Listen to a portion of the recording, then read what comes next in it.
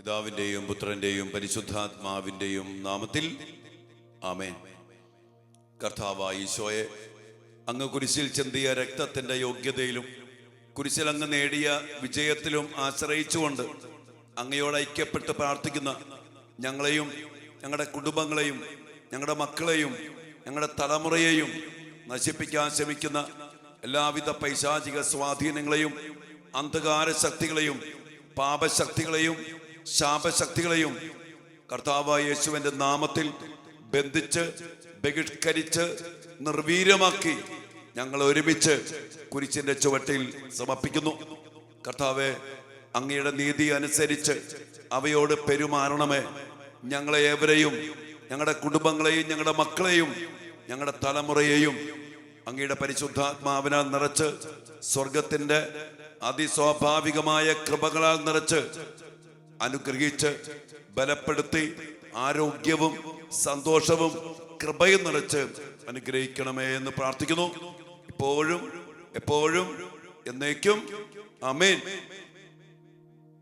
പ്രിയപ്പെട്ട ദൈവമക്കളെ, കർത്താവ് കുരിശിൽ പൂർത്തീകരിച്ച രക്ഷാകര രഹസ്യങ്ങളെ അർത്ഥം മനസ്സിലാക്കി സ്വീകരിച്ചുകൊണ്ട് യഥാർത്ഥമായ വിടുതലിലേക്കും സ്വാതന്ത്ര്യത്തിലേക്കും സൗഖ്യത്തിലേക്കും രക്ഷയിലേക്കും നമ്മെ ആനയിക്കുവാൻ വേണ്ടി കർത്താവ് ആഗ്രഹിച്ചുകൊണ്ടാണ് ഈ ദിവസങ്ങൾ നമുക്ക് നൽകിയിരിക്കുന്നത്.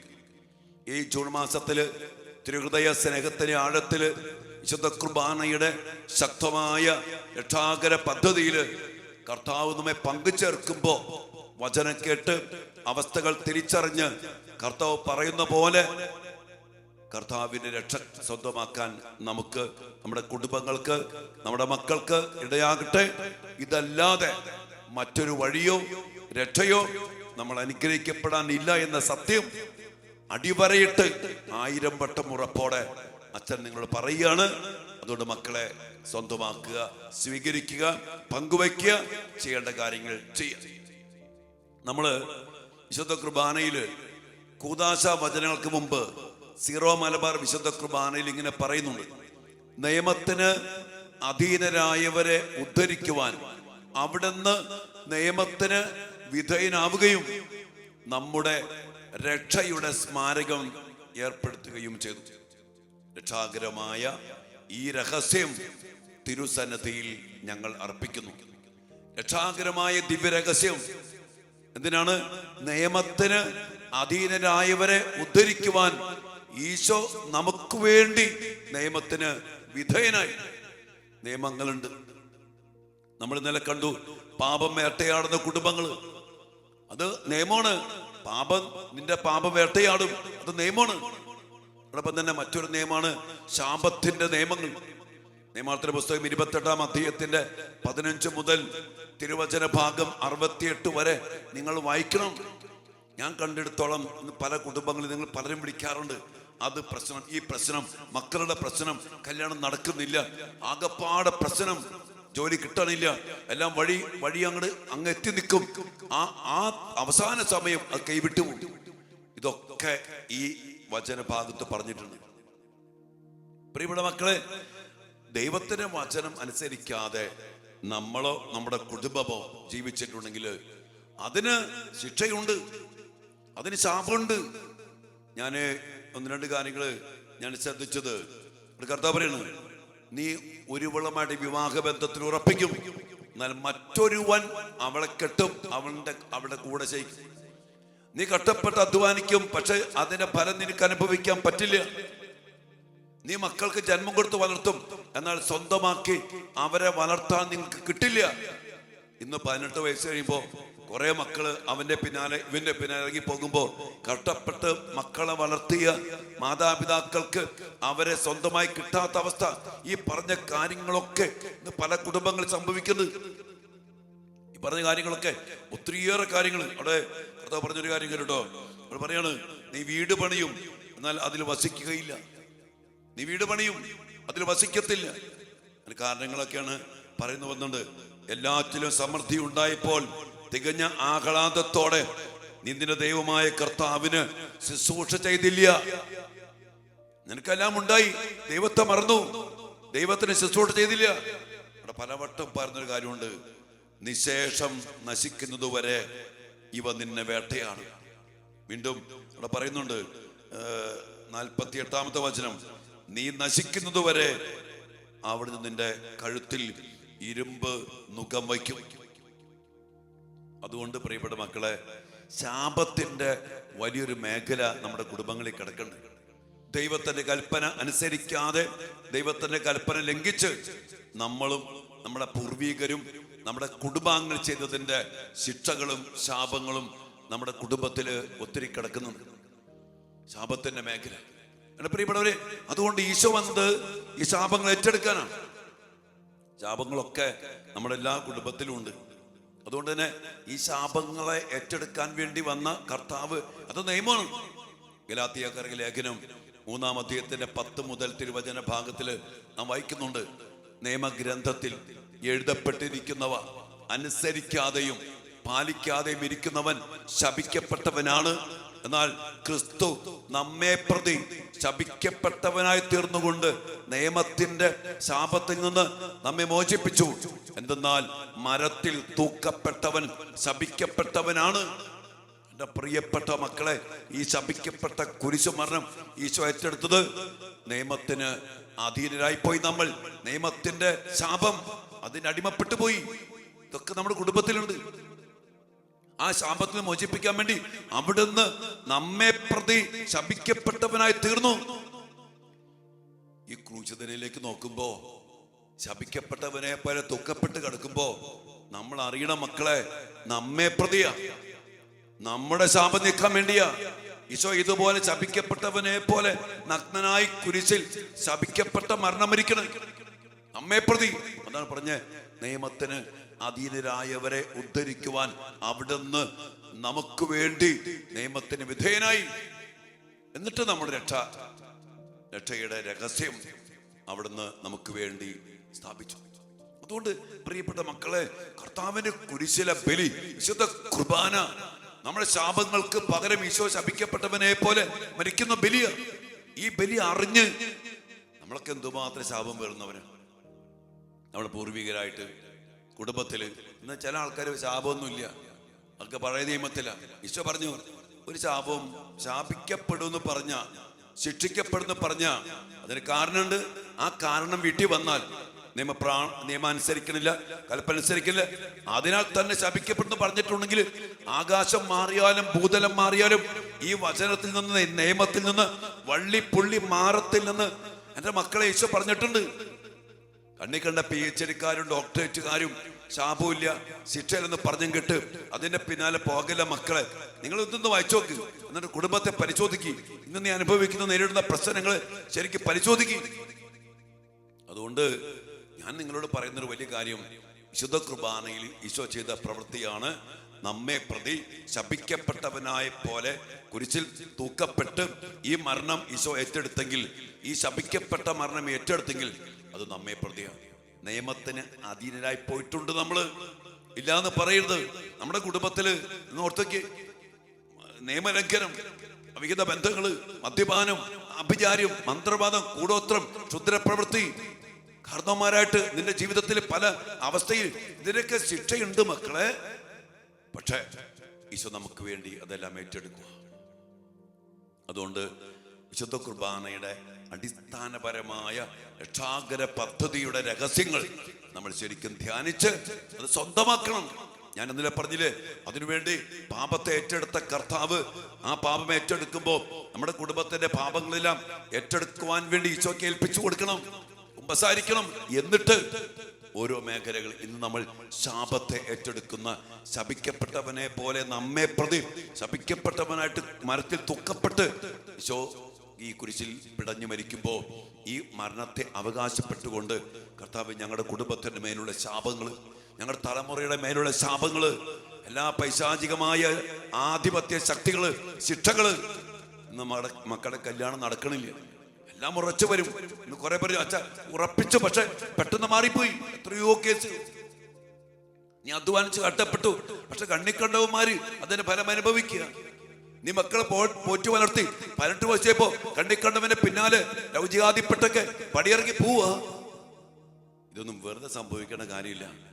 ഇതിൻ്റെയൊക്കെ പിന്നില് നിങ്ങളുടെ കുടുംബത്തിൽ എന്തു പ്രശ്നമുണ്ടോ അതിൻ്റെയൊക്കെ പിന്നില് ഈ ശാപം കടന്നു വരാനുള്ള പ്രമാണ ലംഘനങ്ങൾ സംഭവിച്ചിട്ടുണ്ട്.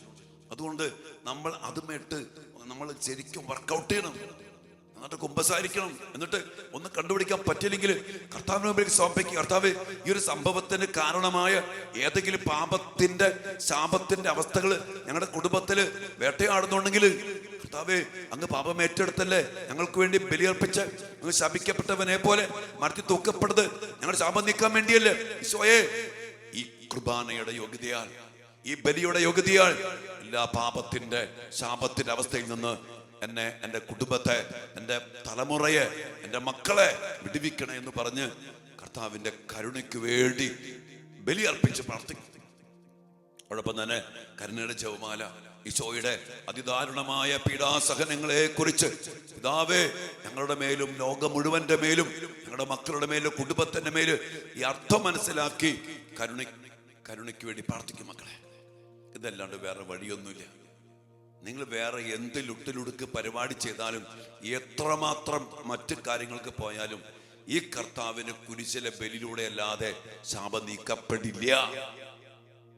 അതുകൊണ്ട് ഞാൻ പറയും, വീണ്ടും വീണ്ടും പറയാണ്, പൗലോസ്ലീഹ പറഞ്ഞൊരു കാര്യമുണ്ട്, 1 കൊരിന്തോസ് 2:2. നിങ്ങളുടെ ഇടയിലായിരുന്നപ്പോഴൊക്കെ യേശു ക്രിസ്തുവിനെ കുറിച്ചല്ലാതെ, അതും ക്രൂശിതനെ കുറിച്ചല്ലാതെ മറ്റൊന്നിനെ കുറിച്ച് നിങ്ങൾ അറിയണ്ട. ഈ ക്രൂശിതനെ കുറിച്ച് അറിയണം. ഈ കുരിശിൽ മരിച്ച യേശുവിന്റെ ക്രൂശിത രൂപത്തെ നീ കാണുമ്പോൾ കുരിശിൽ കർത്താവ് ചെയ്ത പ്രവൃത്തികളെ അറിഞ്ഞ് അത് അവകാശപ്പെട്ട് നമ്മൾ സ്വന്തമാക്കി സ്വീകരിക്കണം. അതുകൊണ്ട് ക്രൂശിതനിലേക്ക് നോക്കുക, കുർബാനയിലേക്ക് നോക്കുക. അവിടെ നടന്ന കാര്യങ്ങൾ എനിക്ക് വേണ്ടിയാണെന്ന് അറിയുക. അതിനുവേണ്ടി ഞാൻ ഒരുങ്ങണം. ഞാൻ പറഞ്ഞില്ലേ, കുമ്പസാരിക്കണം. ഈ മേഖല, ഈ ശാപത്തിന്റെ മേഖലകളെ നിങ്ങളിത് വായിച്ചോ.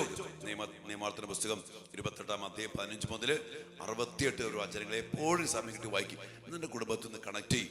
ഇപ്പൊ കാണാൻ പറ്റും ഈ അച്ചിട്ട പോലെ കർത്താവ് പറഞ്ഞ ഓരോരോ ശാപത്തിന്റെ ശിക്ഷയുടെ കാര്യങ്ങൾ നിന്റെ കുടുംബത്തിൽ നടന്നുകൊണ്ടിരിക്കുന്നത്. പരിഹാരമുണ്ട്.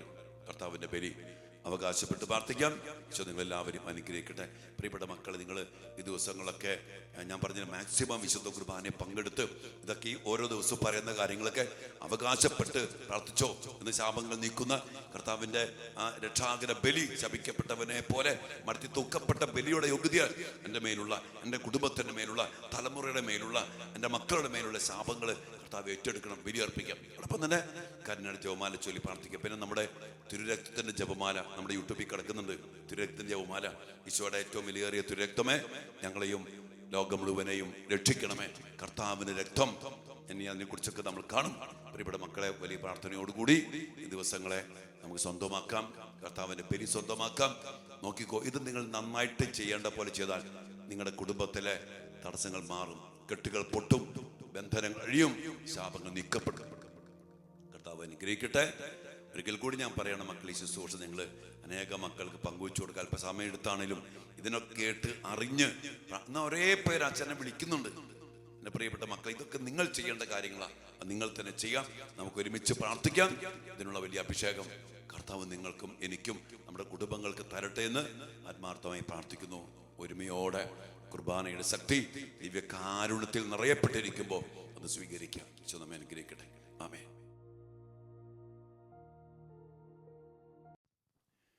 പരിശുദ്ധ പരമ ദിവ്യകാരുണ്യ ഈശോയ്ക്ക് എന്നേരവും ആരാധനയും സ്തുതിയും പുകഴ്ചയും ഉണ്ടായിരിക്കട്ടെ. ദിവ്യകാരുണ്യ ഈശോയെ, അങ്ങ് ഞങ്ങളുടെ എല്ലാ പാപങ്ങളും ഏറ്റെടുത്തു. ഞങ്ങളുടെ ശാപങ്ങൾ നീക്കാൻ വേണ്ടി, ശിക്ഷകൾ നീക്കാൻ വേണ്ടി അങ്ങ് ശപിക്കപ്പെട്ടവനെ പോലെ മരത്തിൽ തൂക്കപ്പെട്ടു.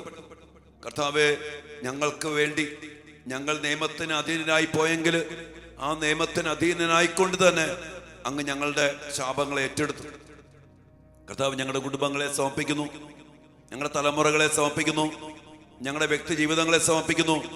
ഞങ്ങളുടെ വീടിരിക്കുന്ന മണ്ണ്, സാമ്പത്തിക മേഖല, കുടുംബജീവിതം, പഠന മേഖല, പൗരോഹിത്യ ജീവിതം, കർത്താവ് ദാമ്പത്യ ജീവിതം, എല്ലാ ജീവിതത്തിന്റെ മേലുമുള്ള എല്ലാ ശാപങ്ങളെയും അതിലൂടെ കടന്നു വന്ന തടസ്സങ്ങള്, ബന്ധനങ്ങള്, കെട്ടുകള്, അതെല്ലാം കർത്താവെ അവിടെ നിന്ന് എടുത്തു മാറ്റണമേ.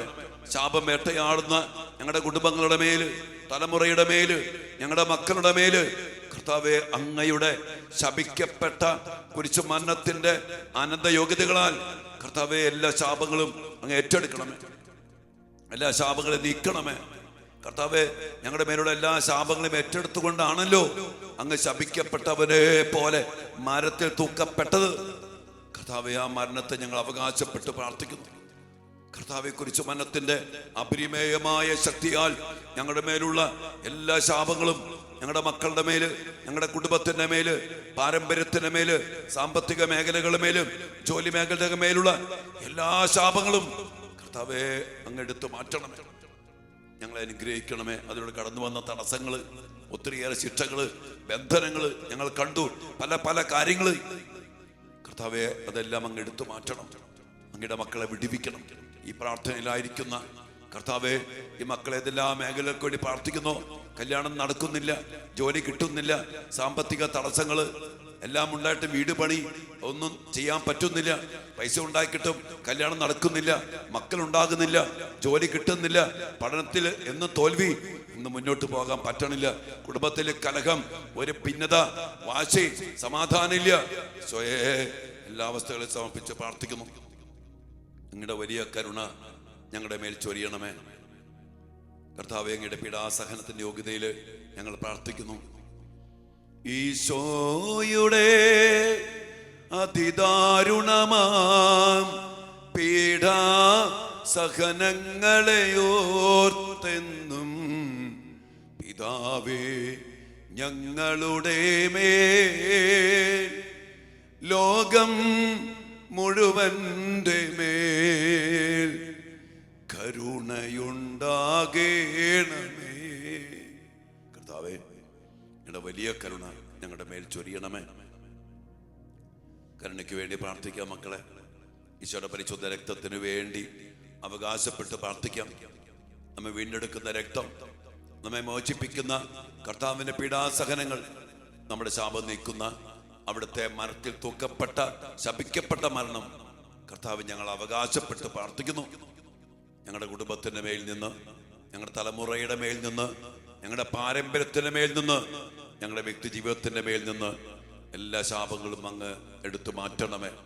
അങ്ങയുടെ കുരിശുമരണത്തെ ഞങ്ങൾ അവകാശപ്പെട്ട് പ്രാർത്ഥിക്കുന്നു. അങ്ങയുടെ പീഡാസഹനങ്ങളെ അവകാശപ്പെട്ട് പ്രാർത്ഥിക്കുന്നു. അങ്ങ് ഞങ്ങൾക്ക് വേണ്ടി ഏറ്റ ശിക്ഷകളെയും ശപിക്കപ്പെട്ട മരണത്തെയും ഞങ്ങൾ അവകാശപ്പെട്ട് പ്രാർത്ഥിക്കുന്നു. ഞങ്ങളുടെ മേലുള്ള പാപങ്ങള്, ശാപങ്ങള്, അതിലൂടെ കടന്നു വന്ന ശിക്ഷകള് അവസാനിപ്പിക്കണമേ. എല്ലാ തടസ്സങ്ങളും, എല്ലാ ബന്ധനങ്ങളും, കെട്ടുകളും അഴിച്ചു മാറ്റണമേ. സമർപ്പിച്ച് പ്രാർത്ഥിക്കുന്നു. ഈശ്വരാശീർവാദത്തിന് വേണ്ടി മേഖലകളൊക്കെ സമർപ്പിച്ച് പ്രാർത്ഥിച്ച മക്കളെ, തടസ്സങ്ങള്, ചില ആൾക്കാർ ഒത്തിരി തടസ്സങ്ങള്, ബന്ധനങ്ങള്, കെട്ടുകള് എല്ലാം കർത്താവ് അങ്ങ് ഏറ്റെടുക്കണം, എടുത്തു മാറ്റണം. എല്ലാ കൃപകൾക്കും വേണ്ടി പ്രാർത്ഥിച്ചുകൊണ്ട് ഈശ്വരാശീർവാദത്തിനായി നമുക്ക് പ്രാർത്ഥിക്കാം മക്കളെ.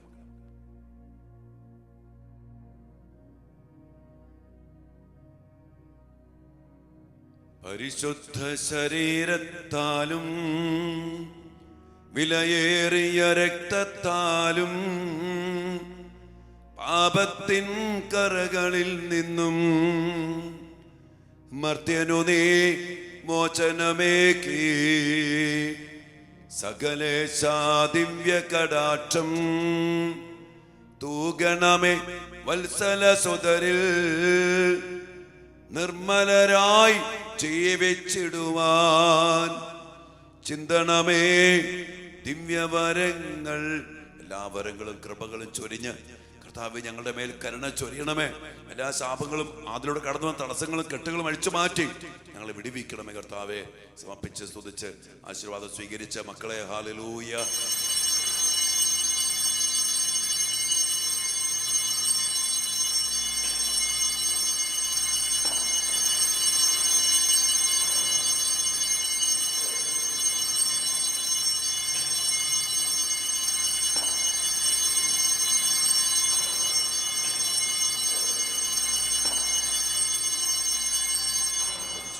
പരമ ദിവ്യകാരുണ്യീശോയ്ക്ക് നേരവും ആരാധനയും സ്തുതിയും പുകഴ്ചയും ഉണ്ടായിരിക്കട്ടെ.